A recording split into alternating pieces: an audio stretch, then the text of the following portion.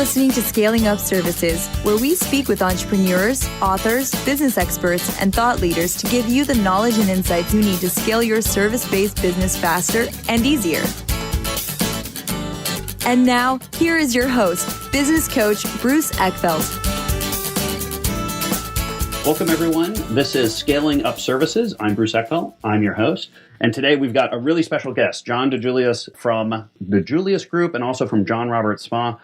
For those of you who don't know John, haven't been to one of his conferences or heard him speak at a seminar or at a conference, amazing presenter, really one of the foremost authorities in customer service. Has written a couple of different books, Secret Service, which I read many moons ago, What's the Secret, and most recently, The Customer Service Revolution. John, welcome to the program. Really excited to have you here. Thank you, Bruce. I'm excited to be here. So, why don't we start with just a little bit of background? I'm assuming a lot of people actually know you, may have even seen you speak at various organizations and events. But for those that don't know your background, tell us a little bit about how you got into this whole kind of art of customer service. Why is it so important to you? It was, the typical, the mother of invention. It was necessity. I opened my first business 25 years ago, a very, very small, I think 900 square foot salon and spa. Well, it was not a spa back then. And we didn't have money. We didn't have employees. We didn't have customers. And so not a good beginning for a business. No, but it's probably a typical beginning for a business. And so, we couldn't build, the nicest salon in the area, and, we couldn't advertise, we just didn't have, the deep pockets. So we could offer a great experience, and that's what we did. And, very unique. And as a result of offering an exceptional experience, and mind you, we didn't want to be known as a great customer service salon experience. Okay. Number one, back in the early 90s, the salons weren't very good. So that would just be being the best of a lousy group. Yeah. But we wanted to be known as the best experience your wife could have today, right? Wherever she went. And so that was really what we were focused on. And we started off doing it pretty well, and had to knock a wall down and get the location next door. And then, a year later, knock a wall down, get the location next door, and then open up another location. And so by the early 90s, we were growing really fast, and people wanted to know why. Mm-hmm. And so people started asking me to speak, and I was flattered and never thinking this was going to be a career. And so I started speaking, and I enjoyed it. And, I would be at a big conference. I would be downstairs in the basement at a breakout room where I belonged. And then the real speakers were on main stage, the Michael Gerbers and Tom Peters of the world. Yeah. And so then I would wait in line with all of them and with all the attendees. And I'd just say, I think I want to do this. And they were really nice and took me seriously and said, you got to write a book. Yeah. So the first book came out in 2002, Secret Service, which you mentioned. And pretty much overnight, that took me from being a salon owner that spoke a little bit to being a speaker that owns salons. And now, now the DiJulius Group is a full-fledged consulting firm with consultants all over the world. And that's all I do, and that's all we do. And it's really a cool journey. Yeah, that's great. And so why do you think that took off so quickly? I mean, do you think there was a real dearth or need in kind of to talk about and think about customer service as a strategy, as a discipline? I mean, what was the situation at the time? So again, it came from we were struggling with our customer service once we started getting bigger, right? Yeah. In the beginning, 50% of the employees were me and my wife. So we were pretty good. When you got it or you didn't, you had to act like you got it because you had to work next to us all day. But as we started growing and having multiple locations and we weren't everywhere, our customer experience went backwards. Yeah. And, so I started reading every book and watching every speaker on the topic. And I actually walked away very frustrated because everyone told me about the warm and fuzzy story of how the Nordstrom's clerk ran down Macy's, got you the pair of shoes that they were out of. And that's a great story. Yeah.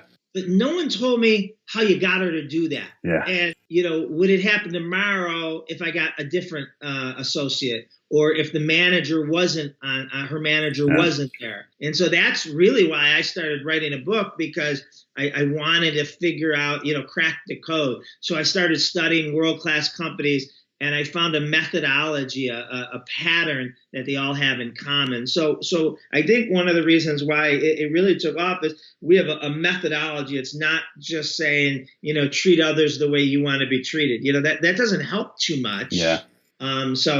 Yeah, having, again, that list of truisms, is often not helpful to that owner. And I think you're hitting on a really, I think, probably an important phase for a lot of the people that are listening to this, which is, you get to a certain level of success and you're able to manage it through kind of direct management. Like, you're interacting with the people, you're observing, you can give feedback. But as you move to multiple locations, as your staff grows to a certain size, you can't have that kind of direct control over these things. You need to have some kind of process, some kind of system, some kind of teachable, trainable, repeatable, manageable thing in place that ensures those kind of outcomes. Like, when you actually started looking at the process, what did you see as being kind of the key components to the methodology that you ultimately end up creating for yourself and for the clients that you end up working with? The first thing, and it's the foundation of what we teach and everything, that I really think is a paradigm shift for many leaders to get their head around, is where service aptitude comes from. Okay. Yeah. It's not innate. Yeah. We weren't born with it. It's not common sense. And, me and you didn't have it and when we entered our careers. None of us typically, most of us don't grow up driving a Mercedes-Benz when we turn 16, staying at 5-star resorts as teenagers, getting $150 haircuts or flying first class. But the moment we start, our first real job, they expect us to give that type of an experience. Yeah. And it's not fair. I mean, and one of the worst, I think, compasses is the golden rule. I don't want you. If you hired my oldest son, Johnny, who just graduated from college, nice kid, great kid. But if you hired him tomorrow and said, Johnny, I want you to greet my clients the way you like to be greeted, that'd be a horrible mistake. He'd give you a fist pump. He'd call you dude. He'd probably text you. Right, exactly. And you'd have to go get him a belt because his pants would be sliding down, and that's where he's at right now. Yeah.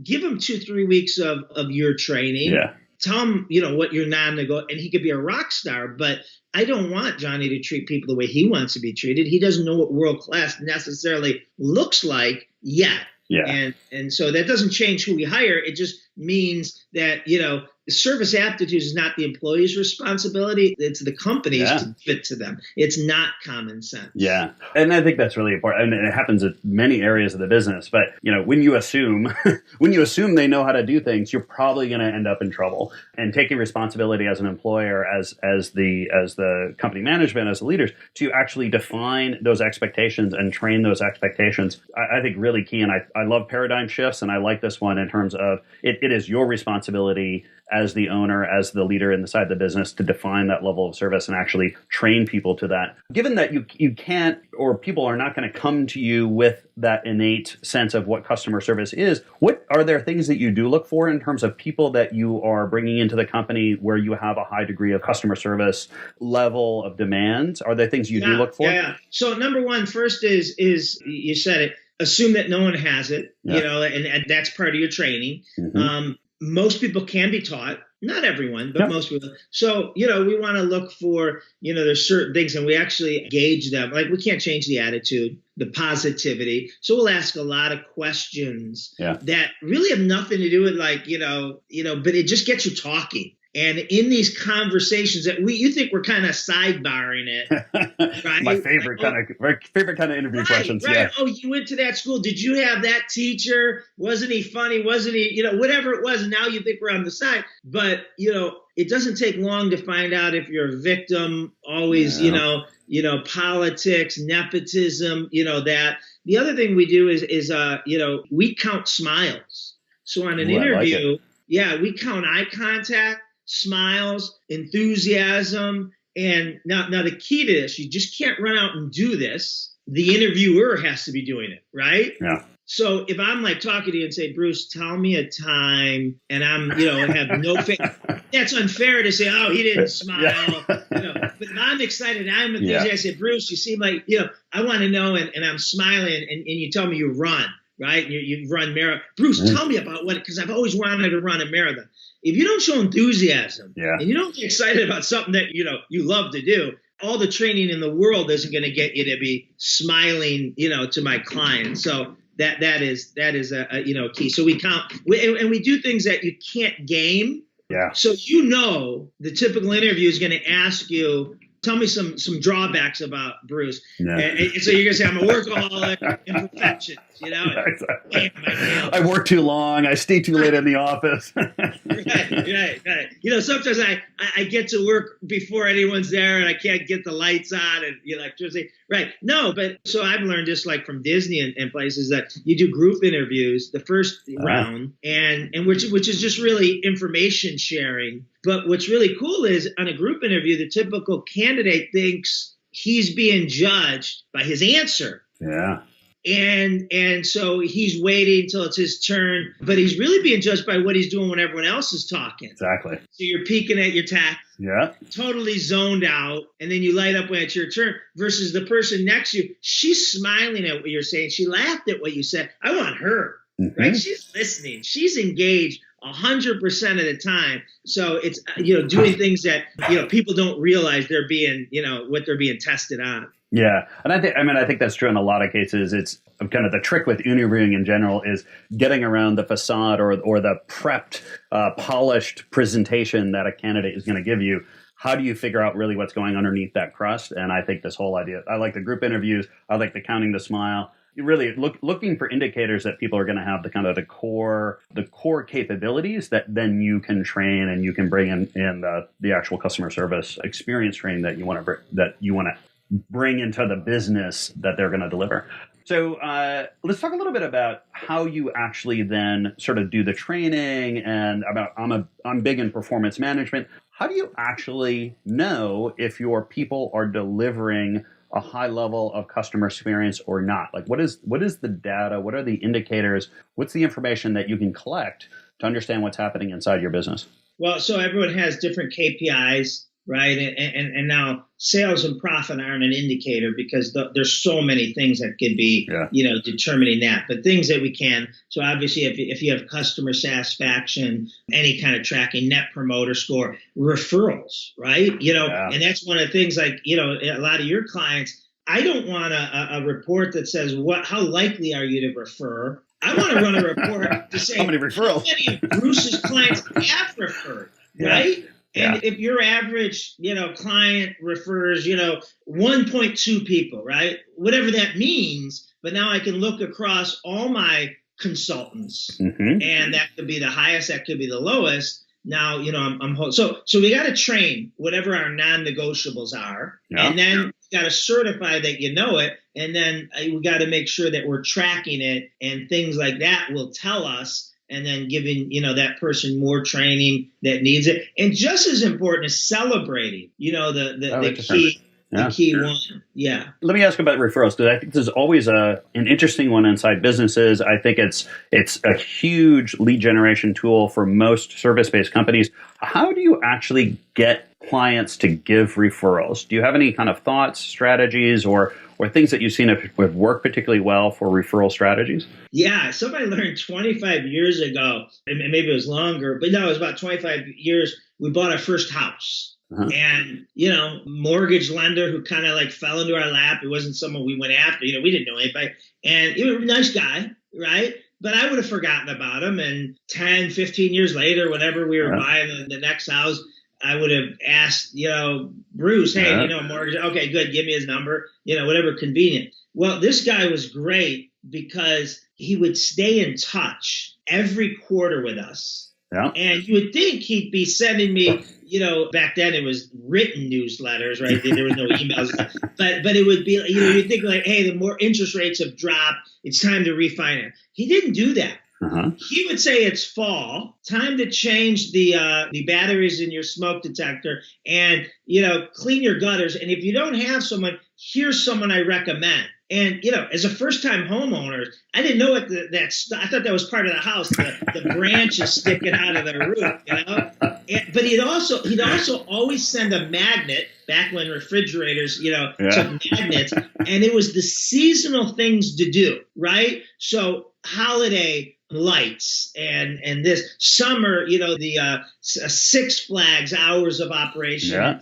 And it was really cool. So we'd put it up there, and when it was a day off or something, we'd have this list of, carnivals and stuff. And in everything, so he never asked for business. Mm-hmm. Never was like pitching, hey, it'd be a great time too. But everything he sent always had a thing, the highest compliment I can get as a referral of a family or friend. And so I was appreciative of that. He sent me something like the newsletter that had nothing to do with, that he could benefit from directly. Mm-hmm. And he also reminded me that he was out there working hard.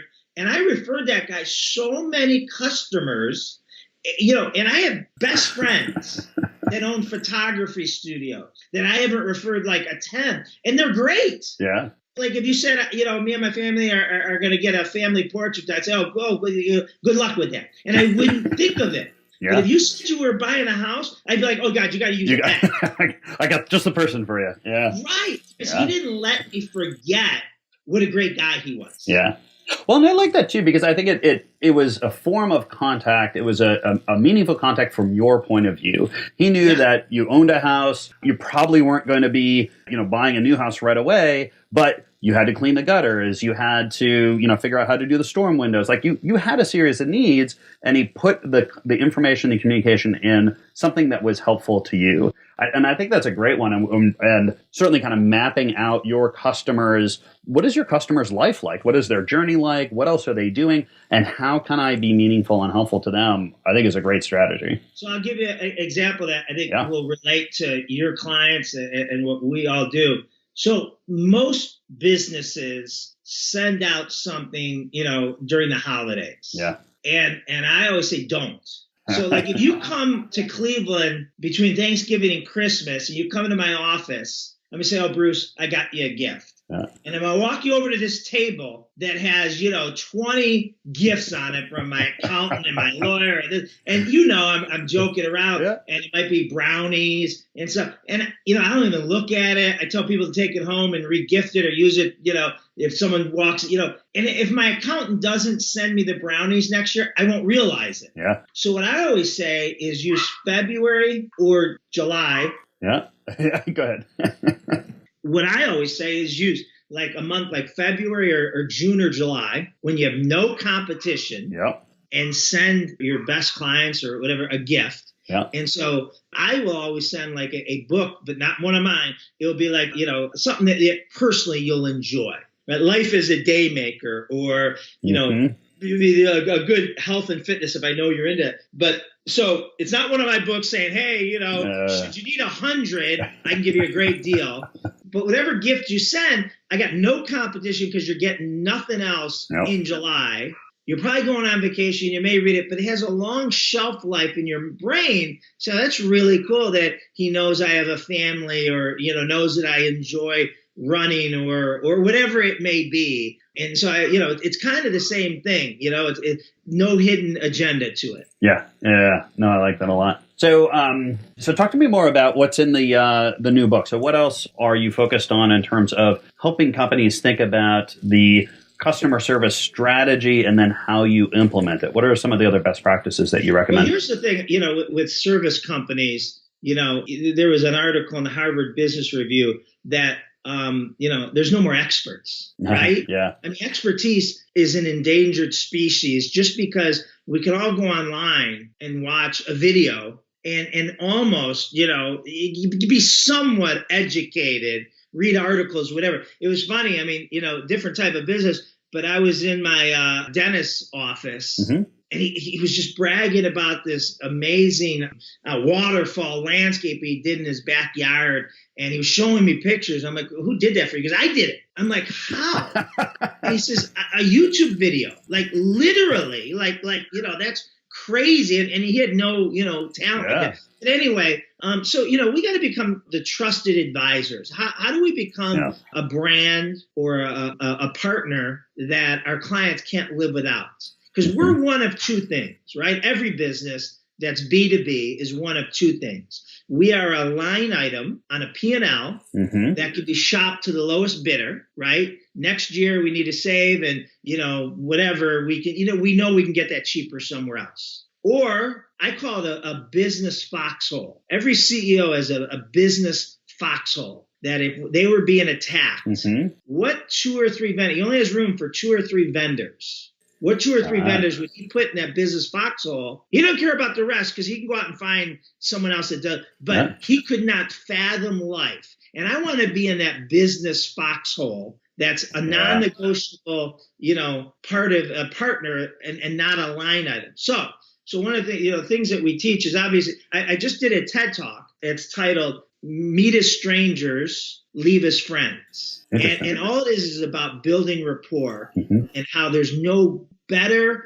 technique that we can work on, teach our kids, than how to build instant rapport with others, whether they be, an acquaintance, customer, coworker, or total stranger. And so, we all have heard Stephen Covey says, people don't listen with the intent of understanding. They listen with the intent of replying. Yeah. That's very true. And so scientists studied the human brain, and they found the human brain, it takes a minimum of 0.6 seconds to formulate a response to something said to it. 0.6 seconds, a minimum. Then they studied tens of thousands of conversations. And found the average gap between people talking was 0.2 seconds. 1/3 the time than the human brain will allow, right? So obviously people have their reply, long before the other person is done talking. So what we teach our clients, ourselves, my kids, is whenever you have a conversation with someone, okay, focus on their FORD, F-O-R-D. Family, occupation, recreation, and dream. Okay. After a conversation that you have with someone, if you can tell me 2 or more things of the other person's Ford, you not only have a relationship, you own the relationship. Because to each of us, our Ford is the most precious thing. It's our hot buttons, right? Be it we're runners, or, what do we do with our free time, or what we're alumni with, or our kids, or our most recent vacation, right? And if, it's hard to get off ourselves, right? It's our life. It's my flat tire. It's my plane that was delayed last night. But if we could suspend our own ego and focus on the other person and really keep the majority of the conversation up, and that's what a Ford technique really helps us do. So go through it again. So it was family. So this is the people in your immediate life. Yeah. So your clients or potential clients. Yeah. And you don't focus on all of them, but a couple of them just during casual conversations. But is he married? Does he have kids? What are their ages? Right? Where's their most recent vacation? Occupation, right? What's he do? What's his title? How long's he been there? Yeah. Family, occupation, recreation. Yeah. What's he do with his free time? What's he love to do for fun? And then dreams. What's on his bucket list? And so by focusing on that, you're not dominating, you're not throwing up and telling about your world. Yeah. You're really getting to know people, and there's great techniques for it. Like we have, these customer intelligent pads, these Ford pads. And so, I have one at my desk, and so here it is. Yeah. And so, now on the phone, like we have it in our call centers, and our clients have them in their call centers. Now, I don't want any call center to be asking someone call in to book an appointment, they're Ford. That would be like a stalker checklist, right? I can see that getting very awkward very quickly. Right. But as most people know, you don't have to, because customers overshare. Yeah, they'll call up and say, listen, I have to move my 3:00 on Wednesday because my daughter's soccer team made districts. Now, there's 1 or 2 things that happen there. More often than not, the customer service rep says, okay, how about Thursday at 4? And she moves it because she's very task focused and versus catching that. And then when she checks in on Thursday at 4, we say, how'd your daughter do in her soccer? And the client responds, surprisingly, she won? How did you know? Forgetting that she ever even told us. Yeah. Even when my oldest son went off to college, he called me up. He said, Dad, Ford is the greatest thing ever. And I'm like, you've never listened to one thing I've ever said. He goes, it's great for meeting girls. I was just going to say. I'm like, different result, but same strategy. Right. But even in so in a professional environment, I suggest keep forward on the other person, and if they ask you, answer and whatever they want to know, but then try to get it back on them. I mean, that's really important. In a personal environment, it's really a different meter, if you want. I can't tell you how many times I've met another couple, and I'm talking to the husband, and I'm 40 now, and an hour could go by, and he's answered everything, but he couldn't tell you one thing about me. Yeah. Right? He couldn't tell you what I do for a living. He couldn't tell you if I have kids. And that just tells me something that's probably not someone I want to invest future time in. Yeah. Right? Now, that's a completely different aspect from work. But all my clients have been able to put forward on their CRM system. So like we use Salesforce. Every CRM system you can, customize. So now if you find out anything, just got back from the Bahamas or is going to the Bahamas next week, you can add that. And the next time you circle around, you can say, Bruce, how did you and your wife enjoy your 25th wedding anniversary? If it's a VIP client, and we find it out, we'll be like, oh God, I've always wanted to go to the Bahamas. Where you stand? Royal. Okay. And there'll be something waiting for you in your room. Yep. So that's what Ford really does, is it helps you see things and hear things you don't ordinarily hear. Well, and I like that. I mean, some of it is kind of that reticular activation system, right? Like giving yourself a structure tunes you into those things better. But I like the idea it's about listening. It's not about asking. So that all you have to do is pay attention to what the customer is saying and pick up on those cues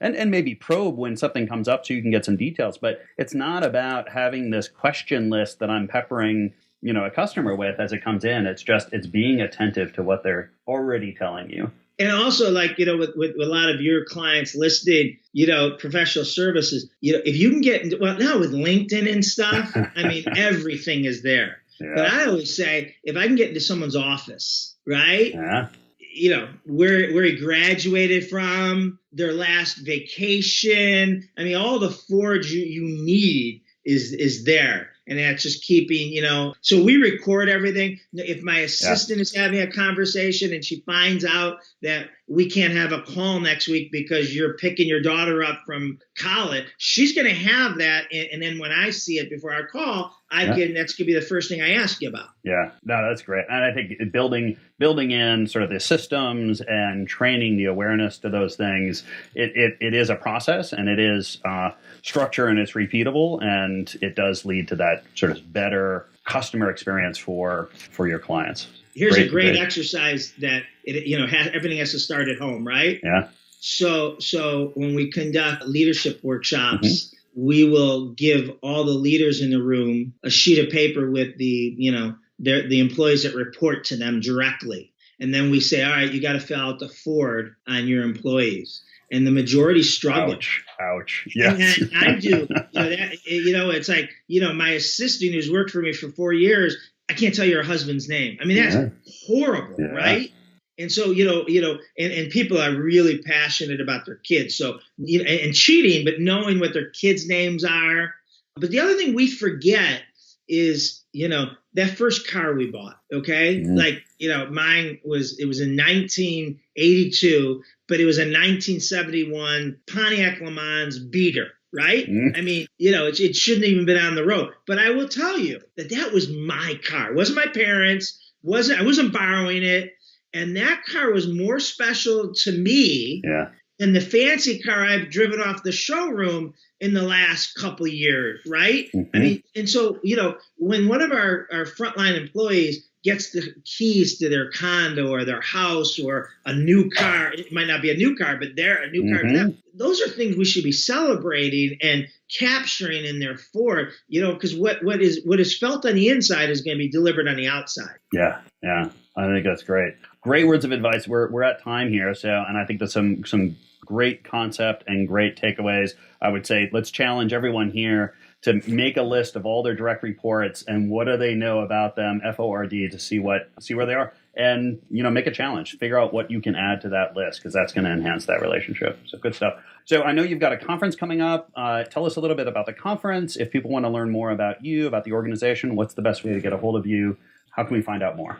Okay, so every fall we put on the Customer Service Revolution. It's the top customer service conference in America. It's in Cleveland, and it's October 24th and 25th. We have 17 incredible speakers that are just leading experts in different areas of customer service. So if they go to the customerservicerevolution.com website, they'll find out all the information that is there. And then the DiJuliusGroup.com, the DiJulius Group, and it's a DiJulius Group. And you can find anything you need to know about me. And there's a lot of YouTube videos that you can share with your employees and articles, a lot of free stuff there that I think can be good stuff that you could share with your team. Great, John. Thank you so much. I'll make sure that all those links are in the show notes. I'll recommend to folks, go check out the video. There's some great stuff on Starbucks. I love the one you do about showing how Starbucks does this.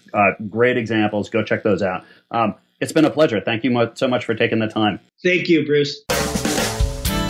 You've been listening to Scaling Up Services with business coach Bruce Eckfeldt.